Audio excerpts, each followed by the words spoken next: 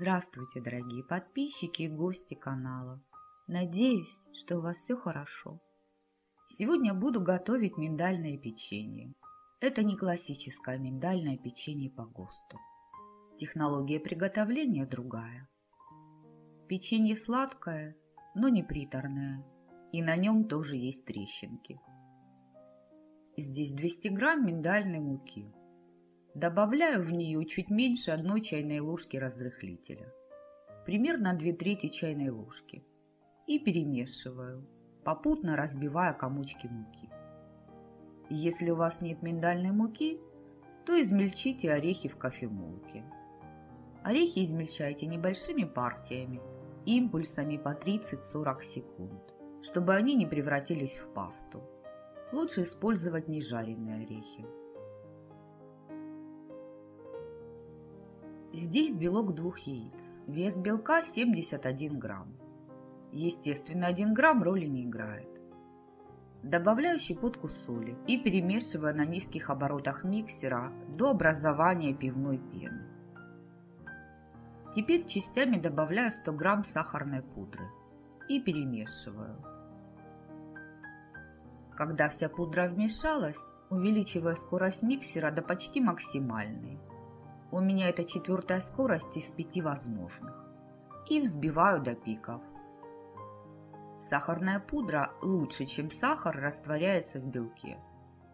В классическом рецепте для того, чтобы растворить сахар в белке, смесь нагреваю до 40 градусов. Я этого делать не буду. Добавляю экстракт ванили по вкусу. Список необходимых продуктов оставлю в описании под видео и в конце этого видео.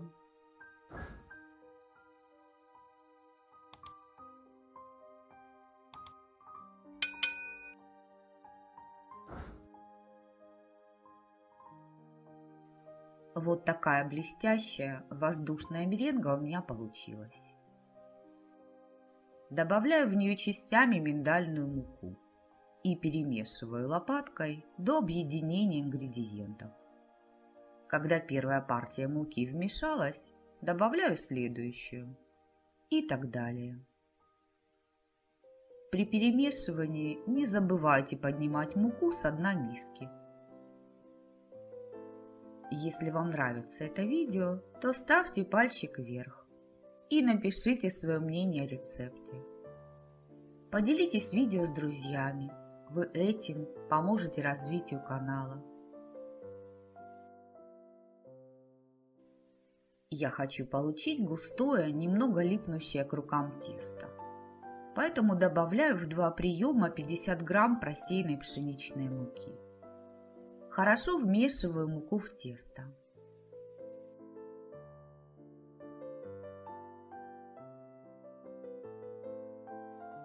Вот такое тесто у меня получилось. Руки смочила холодной водой. При этом руки не должны быть мокрыми. Набираю тесто и скатываю шарик.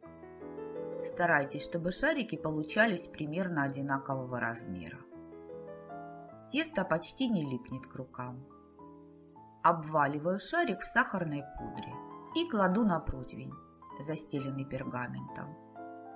Хотя пергамент у меня хорошего качества, но он не силиконизированный, поэтому я его смазала небольшим количеством подсолнечного масла.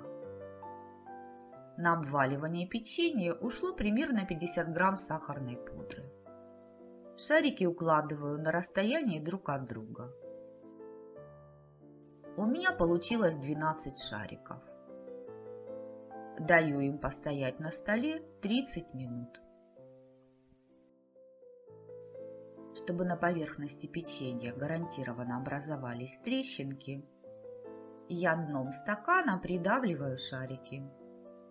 Но, как показывает практика, если миндальная мука хорошего качества, трещинки сами появятся при выпечке. Выпекать печенье нужно в заранее разогретой духовке при температуре 160 градусов в режиме вверх-вниз, примерно 20-30 минут.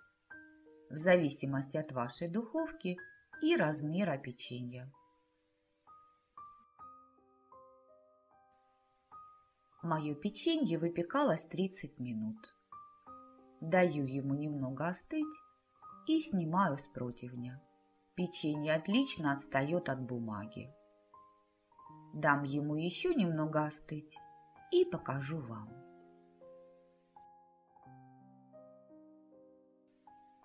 Вот такое печенье у меня получилось.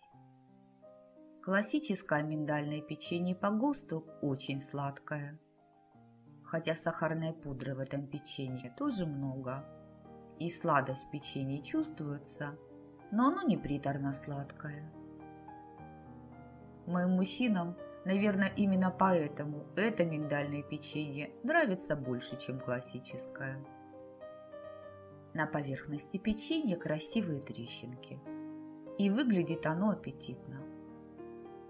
Печенье вкусное, в нем чувствуется аромат миндаля и легкая нотка ванили. Вы при желании ваниль в тесто можете не добавлять, если не хотите забивать запах миндаля. Печенье с хрустящей корочкой снаружи и слегка вязкое внутри. Есть печенье лучше, когда оно полностью остынет. И на следующий день печенье остается вкусным. Мой сын говорит, что вкус вчерашнего печенья ему даже больше нравится. Рецепт печенья простой, хотя и не слишком бюджетный. Рекомендую вам приготовить такое миндальное печенье, оно вам понравится. Готовьте с удовольствием и приятного аппетита! Если вам было полезно это видео, то подпишитесь на канал и не забудьте нажать на колокольчик, чтобы получать уведомления о новых видео. А я на этом с вами прощаюсь. Желаю вам мира и добра. До новых встреч в новых видеорецептах. Пока-пока.